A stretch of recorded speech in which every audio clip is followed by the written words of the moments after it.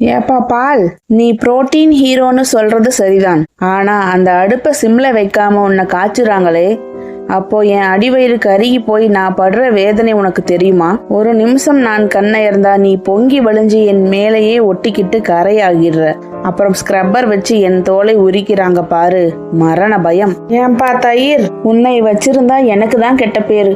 ஒரு நாள் எக்ஸ்ட்ரா ஆகிடுச்சுன்னா உன்னோட அந்த புளிப்பு வாடை என் மேல ஒட்டிக்கும். இந்த பாத்திரம் ஏதோ வாடை அடிக்குதேன்னு என்னைத்தான் தூக்கி ஓரமா வைக்கிறாங்க. என் சுயமரியாதையே போச்சு. ஏப்பா மோர், நீ குளிர்ச்சியா இருப்பேன்னு உன்னை கொண்டாடுறாங்க. ஆனா அந்த தயிரை என்கிட்ட ஊத்தி மத்து வச்சு என்ன கடையிறாங்களே, அப்போ எனக்கு வர தலைவலி இருக்கே. என்ன உருட்டி பரட்டி அடிச்சு துவைக்கிறாங்க. வெயில் முடிஞ்சதும் என்ன பரன் மேல தூக்கி போட்டுடுவாங்க. எனக்கு ஏது வாழ்வாதாரம்? நெய், நீ விஐபி தான் ஒத்துக்கிறேன். ஆனா நீ போனதுக்கு அப்புறம் என்ன பாரு, யாராவது என்ன தொடுவாங்களா? தொட்டா பிசு பிசுப்பு, தேய்ச்சா வலுவலுப்பு. சுடு தண்ணி ஊத்தி சோப்பு போட்டு 4 தடவை தேய்ச்சாலும் அந்த வாசனை போகாது. மத்த பாத்திரங்கள் எல்லாம் என்ன ஆயில் பாட்டின்னு கிண்டல் பண்றாங்க. உங்க ஆரோக்கியத்தை சாப்பிட்றவங்க கிட்ட எங்களையும் கொஞ்சம் அன்பா தேய்ச்சி வாஷ் பண்ண சொல்லுங்க.